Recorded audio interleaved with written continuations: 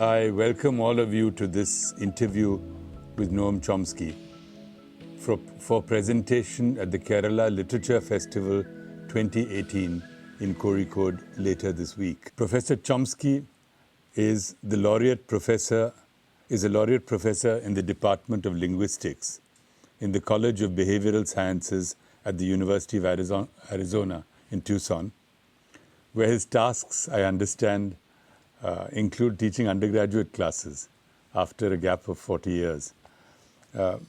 He also has a chair in the University of Arizona's program in environmental and social justice. Noam Chomsky was, of course, for more than half a century, a professor at the Massachusetts Institute of Technology. He is the founder of the modern science of linguistics, a great person of the left, a social and political activist, commentator, and theorist. He was described once, and I know you're going to react to this, Noam. He was described once in the New York Times as arguably the most important intellectual alive, and on another occasion in the same paper as perhaps the clearest voice of dissent in American history. I have had the great privilege over the years of meeting, interviewing, spending time with, listening to Professor Chomsky. And so may I add that in addition to all of those, he's a wonderful person. Thank you, Noam, for agreeing to this interview. Very pleased to be with you. Although I shall move on to other things soon, I really must ask, how do you evaluate the first year of Trump? What does year one portend for the coming 3 years? What's happening is proceeding basically at two levels, whether by design or by simple instinct. It's hard to say. At one level, the president, the person sitting in the White House, is making sure that that attention, media and other popular attention, is totally focused on him. So one crazy act after another, he produces some outlandish statement or action, and the media spend a couple of days decoding it and proving that it's all nonsense and wrong. But by that time, he's on to something else. Meanwhile, while attention is completely focused on him, right behind him, the real actors, the congressional leaders, those who are writing his executive statements, are very carefully and systematically dismantling every element of the government that works for the benefit of the general population, or in the case of climate, future generations, and devoting themselves to what is in fact their real constituency, extreme wealth and corporate power, who are getting gain after gain in everything from undermining workers' rights to eliminating environmental constraints on profit making, to dismantling the limited regulatory apparatus in the financial system. Very systematic, very careful, heading for undoubtedly catastrophe, but the atmosphere is après moi le déluge. We'll get what we can, and somebody else will pick up the pieces, which will be very serious, the most serious of all the problems, and the one that the media are simply avoiding, and discussion is almost totally avoiding. The most serious policies are those that are not only refusing to participate in the global efforts, inadequate, but at least something, the global efforts to deal with the existential crisis of climate change, but in fact moving to exacerbate the threat and the danger. So if you listen to the State of the Union message, only a few phrases about climate. One of them was praise of our beautiful, clean coal, which, as he said, we have a enough for 1,000 years of use. Of course, that destroys the possibility for organized human life, but that's someone else's problem. The new budget that was just released, not actually picked up by a draft was circulated in the media, calls for a very sharp reduction in the energy department, which deals with renewable energy and so on, sharp reduction in all of their efforts to work on renewable energy, and a sharp increase in efforts to use the most destructive fossil fuels. New regions are being opened up to exploration, the Atlantic coast, the Arctic regions, and the idea is to drive as quickly as possible towards environmental catastrophe because you can make some short-term profits. And in fact, both President Trump and Secretary of State Rex Tillerson, former CEO, executive of ExxonMobil, and others in the administration, understand this perfectly well. Trump himself, while claiming that global warming is a hoax, is making sure to build a high wall to protect one of his golf courses from rising sea levels. Rex Tillerson at ExxonMobil for several decades was, since the 1970s, has been given reports by their own scientists warning of the extreme threat of global warming and the huge contribution of fossil fuels to exacerbate it, to increasing the threat, while at the same time they were denying it and supporting groups that shed doubt on the science and so on. So they both know it and are denying it, which is kind of, if you think of the consequences for the world, say for South Asia, which are devastating, it's hard to, even the word evil doesn't begin to capture what's happening. And this is only one. Meanwhile, at a significant but less devastating level, the modalities of formal government are being cheapened, vulgarized, dismantled, leading to administrative chaos in many respects. There's the threat of nuclear war is sharply increasing. The new nuclear strategy program, which was just announced last week, calls for increasing development of a range of nuclear weapons, all of which increase the likelihood of battlefield use, low-level use, which can immediately escalate and will escalate almost certainly to major nuclear war. The policy permits first strike with nuclear weapons in the case of what they call cyber attack. And you can easily imagine scenarios. The United States is quite openly, publicly, and with much self-praise, carrying out severe cyber attacks against other countries. Iran, for example, where they're quite proud of having the successes of the cyber war, which is war, of course. Suppose that Iran or somebody else decided to respond by some kind of a cyber war. That would be the occasion for a full-scale first strike nuclear attack, according to the current program. And all the way through, this is happening. Meanwhile, tensions are increasing on the Russian border, which are extremely dangerous, of course, in Northeast Asia. The world is becoming a much more dangerous place. And it's not just my judgment.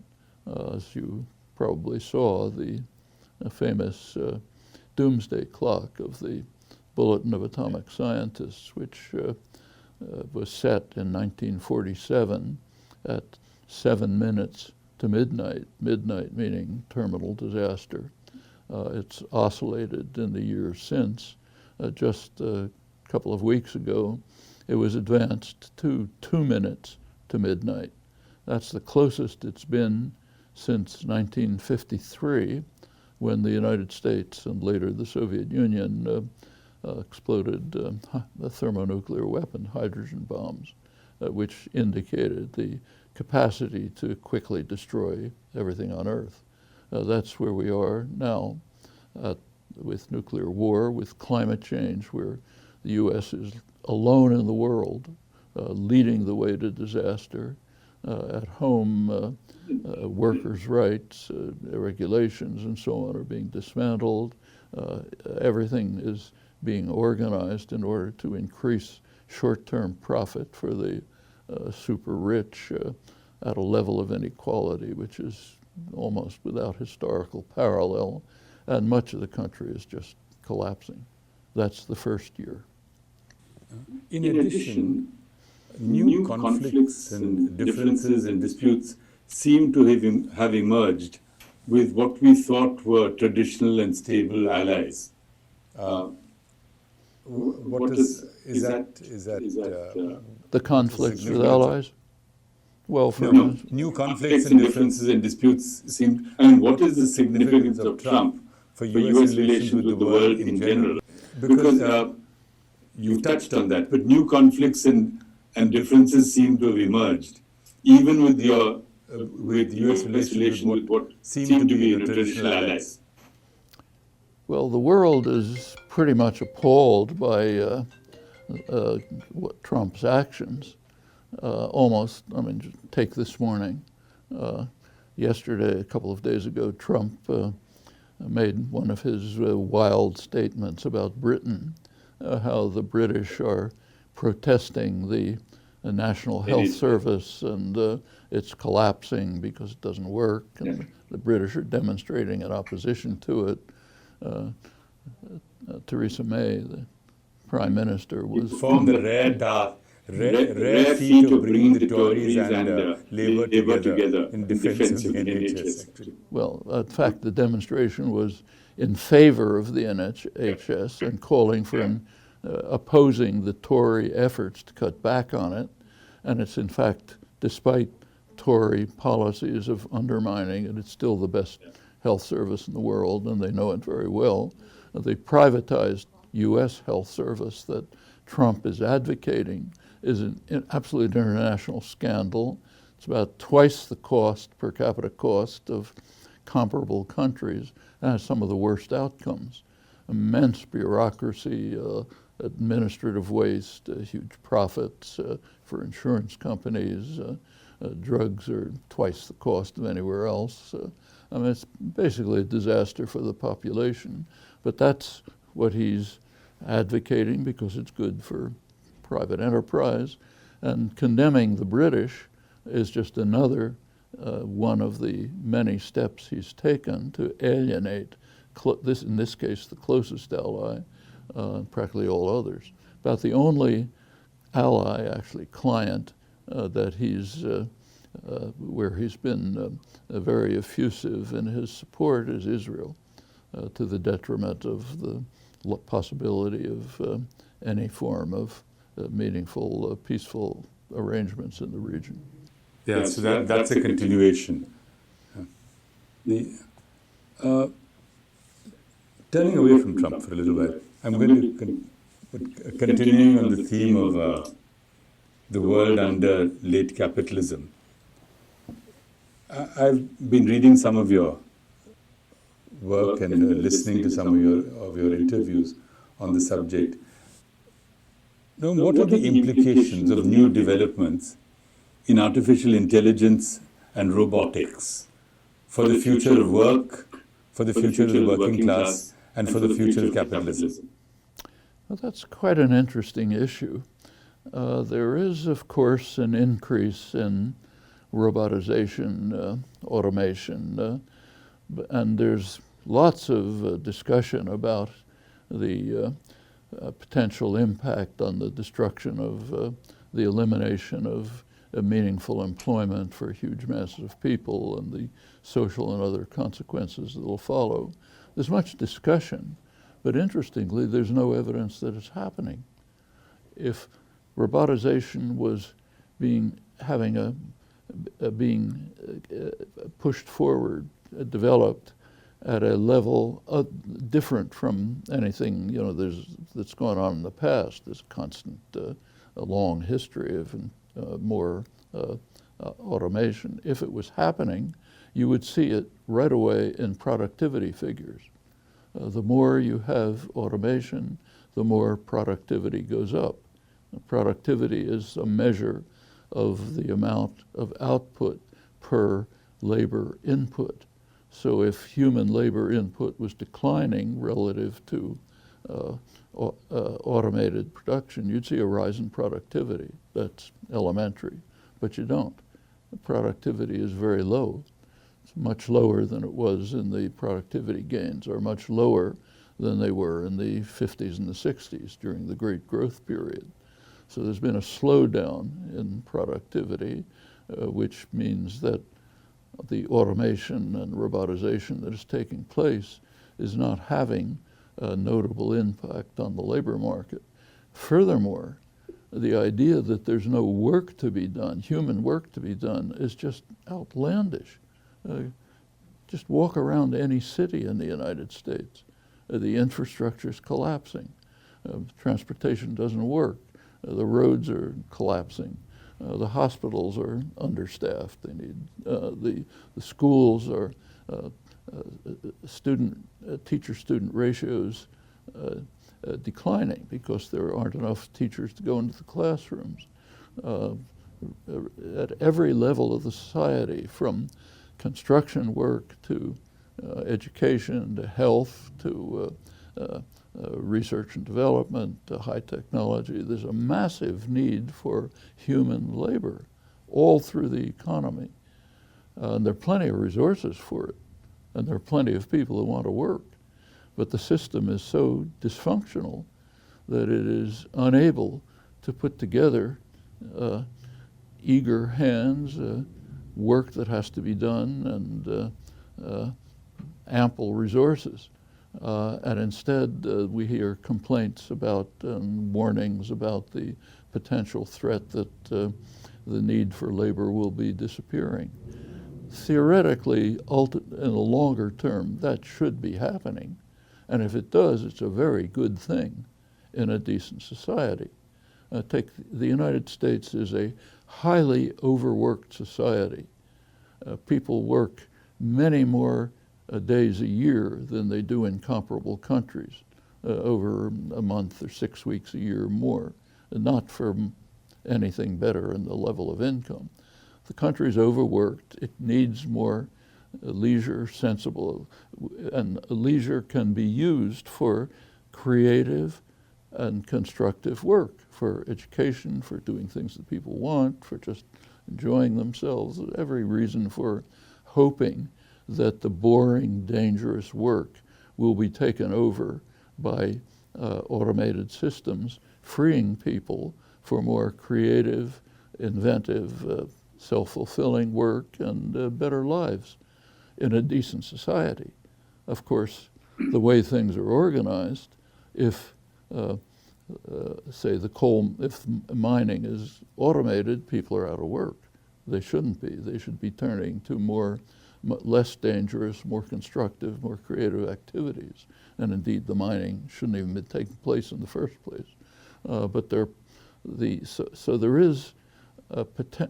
are potential consequences of big data, the artificial intelligence, robotization.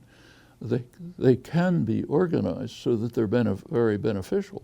Meanwhile, there are masses of unfilled needs that require human participation and labor, which are not being fulfilled, and the measure of robotization happens to be, namely productivity growth, happens to be very low.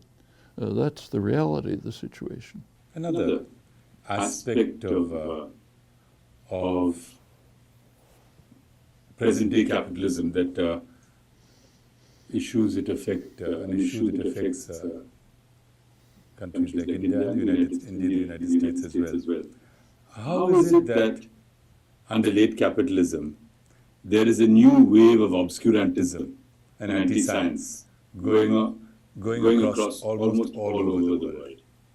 What explains this enormous new wave of... Well, actually, it's a little different in different parts of the world. So, again, in the United States, a large part of the population for a long time has been in the grip of anti-scientism. I mean, there aren't very many countries, I can't think of another one, in which almost half the population thinks that the world was created a few thousand years ago, and that the second coming, Jesus' second coming, is imminent. And that goes way back in the United States to the founding. What's happening is that the undercurrent in a large part of the population of skepticism and denial of science is now coming to the fore. It's becoming a significant force in the public arena. But that's because of changes in the way politics are working. Now, I suspect it's pretty similar elsewhere. What's happening is that the impact of the neoliberal programs of the past generation is hitting large parts of the population. Again, just take the United States as an example, though I'll say some comments beyond. In the United States, during the 50s and the 60s, there was steady economic growth at the highest level in the history of the country, and it was essentially egalitarian. The lowest quintile grew as fast as the highest quintile. That changed in the 1970s, late 70s, when the impact of the current neoliberal programs were instituted. And what happened is, for the majority of the population, there was stagnation or even decline, while for a small sector there was enormous concentration of wealth. Well, concentration of wealth translates at once into a control over political decisions.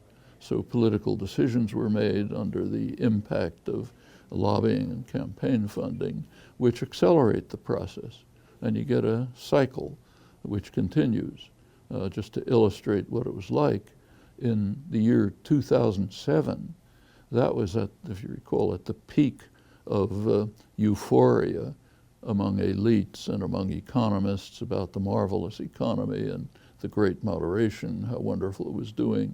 At that point, real wages for American workers were lower than they had been in 1979 when the neoliberal experiment began. That was the peak of euphoria. Then came the huge crash, mostly hit the poor and the working class. The gains since have overwhelmingly gone into the pockets of the very rich. And of course, under Trump, it's accelerating further. Well, and similar things are happening elsewhere. In Europe, the austerity programs, mostly pushed by northern, mostly German banks, were extremely harmful to much of the population, especially in the southern countries, but in fact almost everywhere. Good for profit, but rotten for the population. And there are similar things that have happened in other countries. This has led to anger, fear, discontent, rejection of centrist institutions. You can see it in the elections. For example, the last election in France, the major centrist parties that had governed the country, for decades, simply collapsed. The victor was from outside the political system. There was strong support for the neo-fascist group and so on. The same is happening in Germany. AfD, the neo-fascist group, is gaining support from even the unionized working class, a reflection of, in part, it's the fear and hatred of immigrants, but exaggerated fear. But that itself is a reflection of the belief that, the recognition that their lives, their opportunities and so on are declining, and they have to blame it on, then you start scapegoating and you pick out immigrants. But this is happening all over the world. It's misleadingly called populist. It's very unlike genuine populism. It's more like the background to what led to fascism in the 1930s, unfortunately, and that's kind of scary. And one of the aspects of this is the attack on anything that's coming from perceived elites, which includes science. Now, it's actually more evident in elite circles than among the population. So take the most significant case of it, denial of global warming. You take a look at the polls in the United States. Most of the population believes that it's happening, that humans are responsible, and it's dangerous. A little bit lower than other countries, but still a considerable majority. Now take a look at elites. Take a look at the party that's governing the country, the Republican Party. It's not just Trump. Take a look at the 2016 elections. Every single Republican candidate, without exception, either denied that global warming is taking place or said, maybe it is, but we shouldn't do anything about it. That's 100% denial among the elites that are running the country. That's really striking, much more so than the fact that among large parts of the population there's skepticism about science.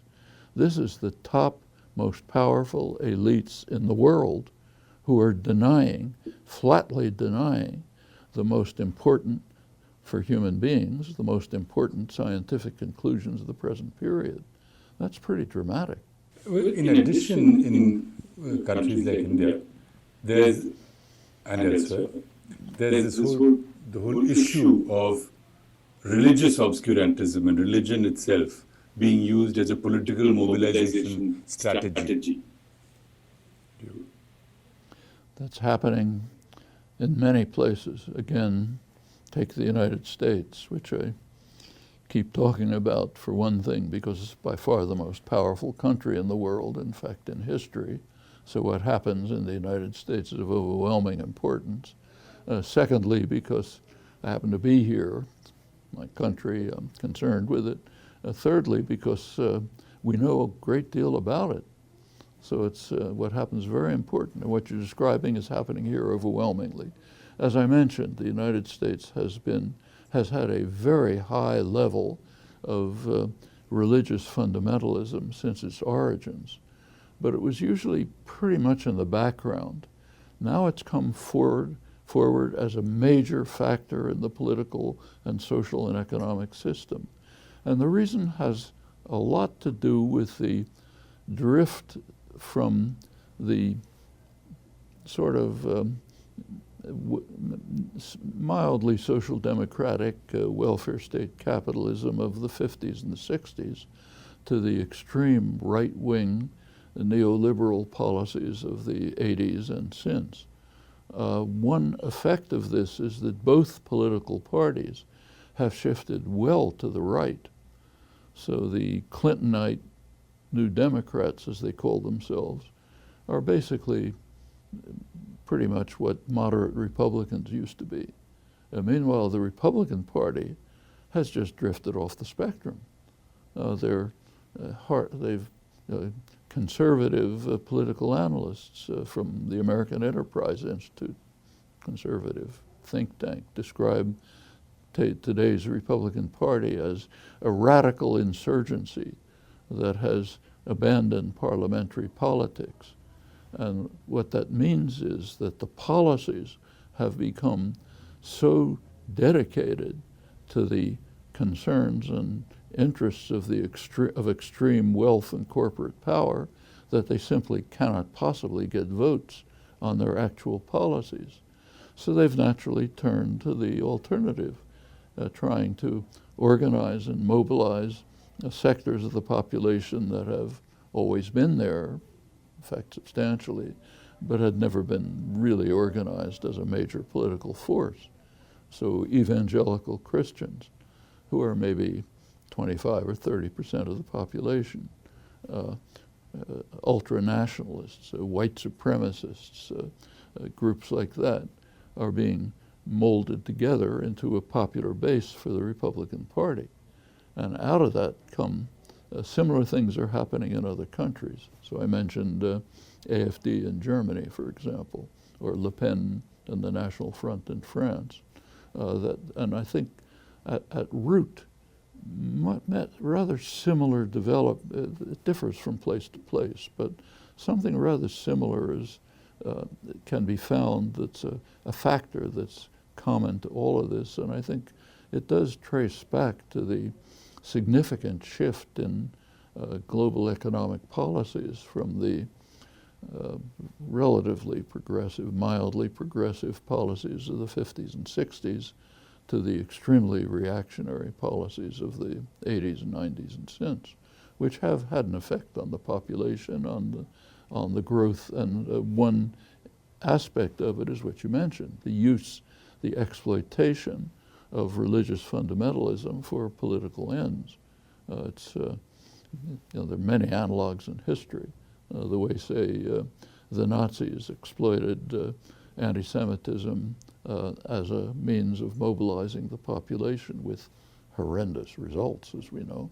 So it's nothing particularly new, exploiting racial, ethnic, religious, other antagonisms, fear of immigrants, and so on, to somehow control the mass of the population and divert them away from the real sources of their problems to something else. That's all too common. It's happening right in India, as I don't have to mention. Our first interview was approximately this month, 27 years ago, in your office in MIT. It was at the time of when the first Gulf War began, and the Bush the First had declared his ultimatum, and we had spoken at that time. I mean, 27 years is a reasonably long time, and I remember your address to the students on the day of around mid-January, on the day that the ultimatum expired. You're telling them of how we stood at a very dangerous point in history, on the threshold of war. As I said, 27 years is a reasonably long time. Is the world now a better place or worse? And what are the prospects of it getting better? Take your time and answer. Well, let me return again to the Doomsday Clock, which doesn't measure everything, but measures matters of extreme significance for decent human survival. The Doomsday Clock is set every year by a distinguished group of physicists, political analysts who analyze the world situation and try to determine what the threats are to human existence. And as I said, it's now 2 minutes to midnight. It hasn't been like that since 1953.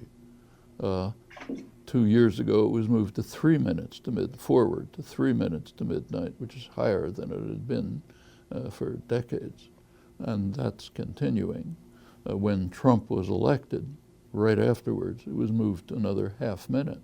Now it's been moved even closer. That's a partial answer to your question. At some levels, in fact, at the level of major concern for organized human survival, the world's a much more dangerous place. Now, there was, going back 17 years, it was hoped that would be the end of major military confrontation. The Soviet Union had collapsed. There were possibilities of creating a peaceful, much more peaceful world that would be able to dedicate its resources to dealing with serious human needs. Going back right after the fall of the Berlin Wall, there were regular meetings between Mikhail Gorbachev, the Russian at that time Soviet Union leader, and George Bush the First and his Secretary of State James Baker, about trying to set up a kind of a general scheme for the post-war world, and there were conflicting visions. Gorbachev was calling for what he called a common European home, from the Atlantic to the Pacific, from Brussels to Vladivostok, with no military alliances, centers of power in Brussels, Moscow, Istanbul, other parts of the region which would work together for a common peaceful goal. That was Gorbachev's vision. Bush and Baker had a different vision. They wanted to expand U.S. power and to ensure that the former Soviet Union would decline and collapse. The immediate issue was over Germany, naturally. Germany alone had practically destroyed Russia twice in the preceding century, serious security issue for Russia. The question was what would happen to Germany, which at that point was split. Gorbachev agreed to allow Germany to be unified and even to join NATO, a hostile military alliance, but on a condition. There was a quid pro quo. The condition was that NATO not move to East Berlin, to East Germany. Nothing further was discussed, just not as far as East Germany. And the Bush-Baker position was a commitment to Gorbachev, a verbal commitment, that NATO would not move 1 inch to the east, meaning to East Germany. It was never put in writing. NATO immediately moved to East Germany. Gorbachev protested, naturally, and he was instructed that there was no written agreement. The implication was, if you're naive enough to accept a gentleman's agreement with us, it's your problem. That was Bush. Right afterwards, Clinton came in, immediately expanded NATO well to the east, right up to the Russian border. 2008, under Bush II, there was a proposal even to admit Ukraine into NATO. Ukraine is the Russian geostrategic heartland, quite apart from long historic and cultural connections. It only very recently, in 1994, even granted any kind of independence, autonomy, a huge Russian population. This would practically mean war. And that's so, and meanwhile, the harsh shock, what's called shock therapy, market reforms were instituted in the former Soviet Union, now in Russia, under much U.S. pressure, and of course with the agreement of the what became the Russian oligarchs, mainly many of them former Communist Party functionaries, who agreed to these reforms, which had a predictable effect. They devastated the Russian economy, which declined by about 50%. They led to millions of deaths, estimated sometimes as up to 10 million, several million at least. And of course, they created a class of ultra-rich, ultra-corrupt oligarchs. That's the policy that developed in Europe. It didn't have to happen.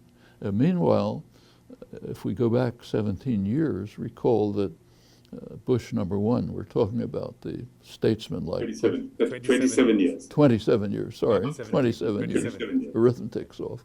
1990, 1991, with the collapse of the Soviet Union, the Bush administration, of course, instituted a new national security strategy and new military budget and so on. Those are extremely interesting. I don't recall whether we talked about them at the time, but they're extremely interesting. And it's also extremely interesting that they're almost never discussed. They are an indication of the plans for the future. So they're of extreme importance. And what they say is very much worth looking at. They say that now we're in a new era. The major military threat is gone, but our military position isn't going to change. We have to maintain a very powerful military. We're going to be facing what they called the phrase was, we're going to be facing much weaker enemies, but we have to still maintain an enormous military. We have to maintain what they call the defense industrial base. Anyone who knows anything about the U.S. economy knows that that means high-tech economy. It's under a military cover. Most of the high-tech economy is developed within the state system. Computers, internet, satellites, microelectronics, all across the board.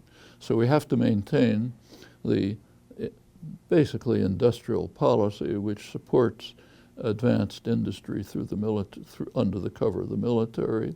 The military budget has to be maintained, then goes through various regions. Particular interest is the Middle East. Says we have to maintain intervention forces aimed at the Middle East, which is, of course, where the Iraq War was going to take place shortly after. And then there's an interesting phrase that's added. We have to maintain intervention forces aimed at the Middle East where the threat to our interests could not have been laid at the Kremlin's door. It's a very interesting phrase. What it means is we've been lying to you for 40 years, 50 years, claiming that it was the Russian threat that made us intervene in the Middle East. But we can't appeal to the Russian threat anymore. So now we say quietly that the threat to our interests could not have been laid at the Kremlin's door. In fact, it's independent nationalism, what they call radical nationalism, which is nice. It lifted the clouds. That was true all along. Now it's said openly. The only problem is it was concealed, not by the government. It was public information, just concealed by the media and the intellectual classes. One almost never reads it. I mean, I've written about it, a couple of others, but nothing else. So that's the new world they were contemplating. Major military force, major buildup of high-tech industry with state support through the Pentagon, under the cover of the Pentagon, aiming at much weaker enemies, and the Middle East in particular maintaining the need for direct intervention against independent nationalism. And that's pretty much what we've seen since. That's the way the world has developed. And there was an alternative. The Gorbachev vision of a common European home, including all of Eurasia, and similar developments in the peripheral parts of the world. That was a possibility. It was rejected. And we can spell out what's happened since. The world is a more dangerous place over the last 27 years. What has the last 27 years? Is it a better place for the working people, for the poor? Is it a better place for working people, say? No, what has it meant to the general, the last 27 years? What has it meant to the general population? Yeah. Yes. Well, it has been 20... Well, let's take real wages of working people. It's a good measure of what's happened to the population. Real wages for American workers are lower, literally lower, than they were in the 1970s. For male workers, it's back to the 60s. American families are putting in many more hours of work just to maintain a viable standard of living. Comparable things have happened in Europe.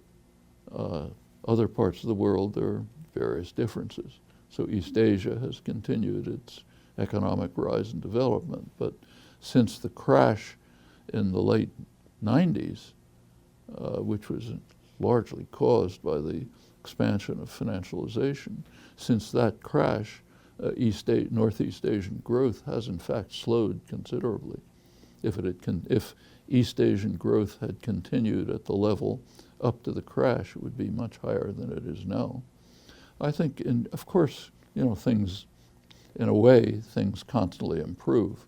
There's always changes, some of which are beneficial. That always happens. But it's nothing like what it should have been or what it had been previously. There is a real break, essentially in the mid to late 70s, between the expansive growth period that preceded with varying degrees of social welfare, nothing like what it should have been, but at least something, a shift from that to a general stagnation and decline for much of the population with extremely high concentration of wealth, and more striking in the United States than most places, but very visible everywhere, India included, for example. China. And what are the prospects of things getting better?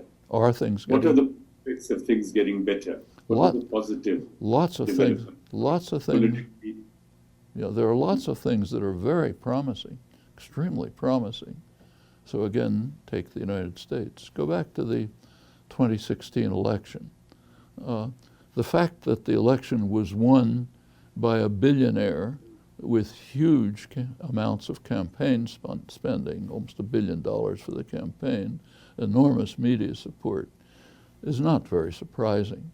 It's a little out of the ordinary because he was not the selection of the establishment. But fundamentally, it's not a big change in American policy. What was a dramatic change, and a very promising one, was the Bernie Sanders campaign. He broke with over a century of American political history. American elections are pretty much bought. You can predict very well the outcome of an election just from looking at campaign spending. Literally, there's a lot of very good academic political science work on this. Sanders had no funding, no corporate funding, no funding from private wealth, ignored or condemned by the media, unknown when he entered, even used the word socialist, which is a kind of scare word in the United States. He would have won the Democratic nomination if it hadn't been for the machinations of party managers. Probably would have won the election. That's a startling development.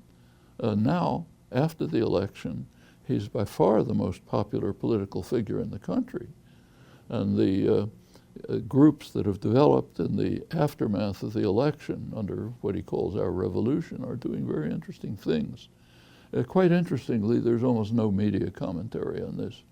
You would think maybe that in a formally democratic country, the most popular political figure who came very close to winning the election would be heard.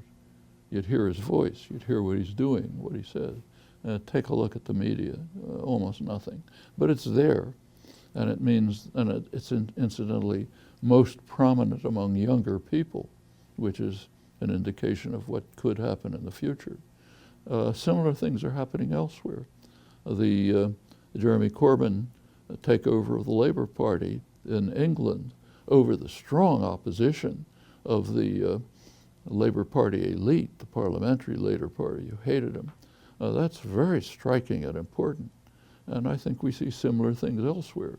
Yanis Varoufakis's DiEM25 organization in Europe is pushing and organizing very promising constructive policies for reconstructing Europe, salvaging what's valuable in the European Union, overcoming its serious negative aspects.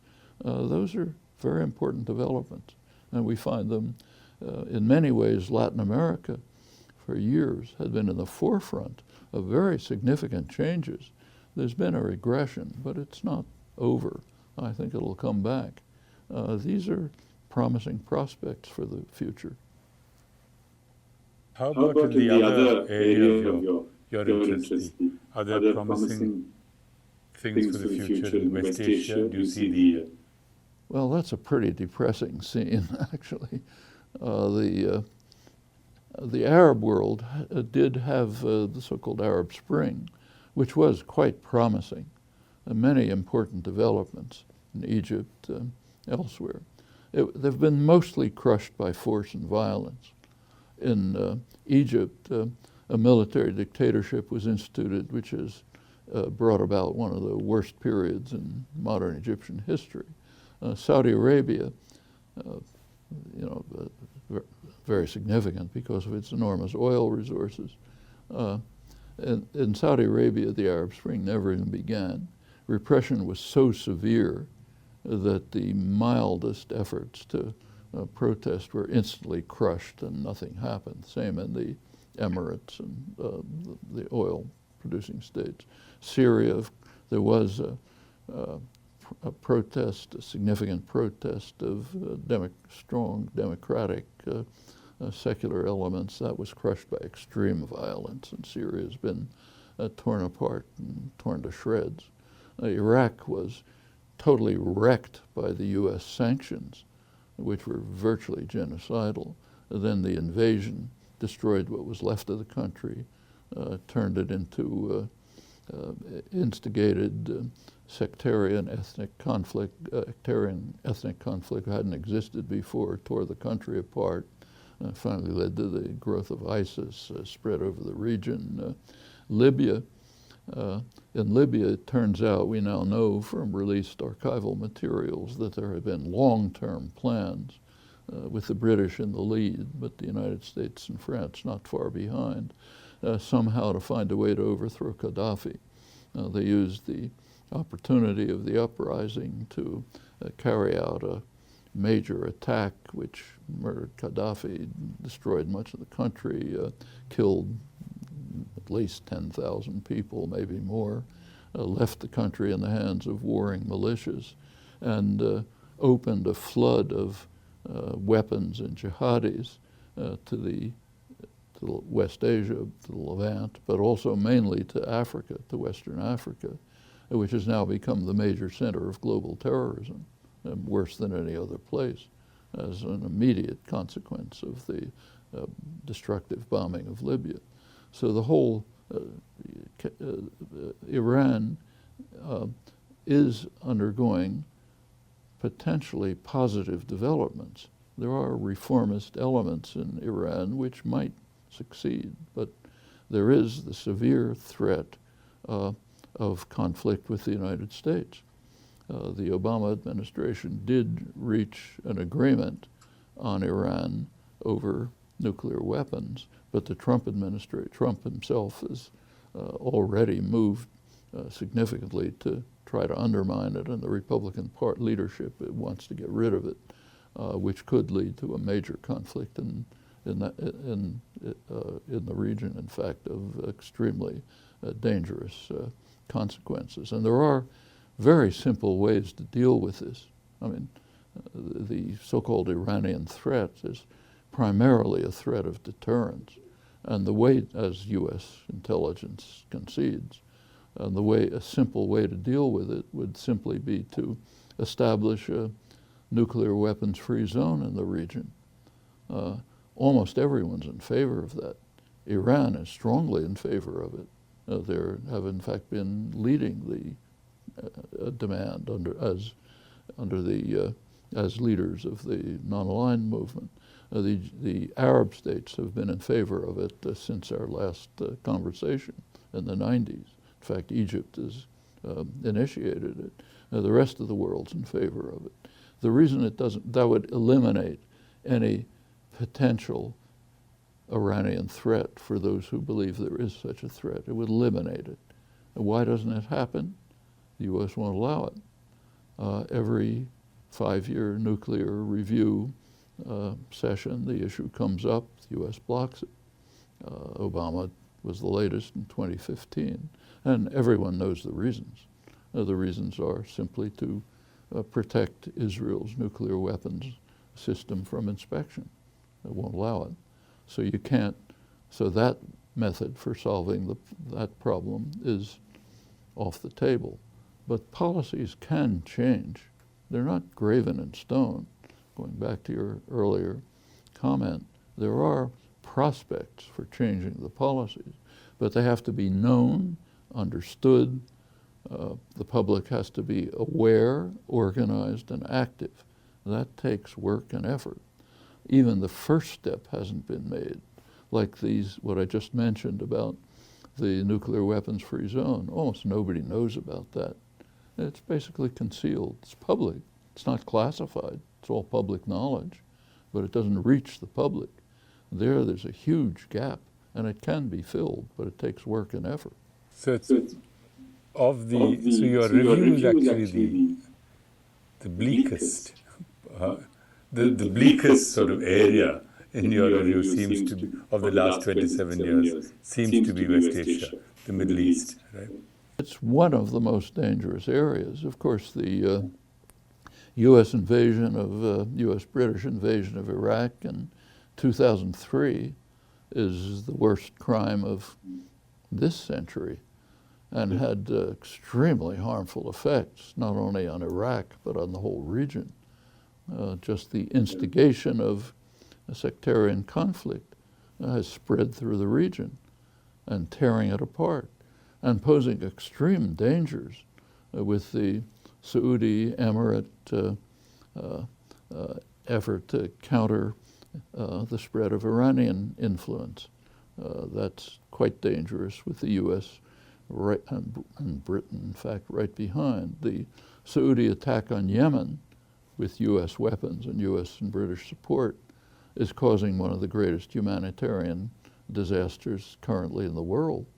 The blockade alone, Saudi's blockade, is causing large-scale starvation, cholera, other diseases. Everywhere, the Palestinian problem is a cancer that is it's growing, getting worse.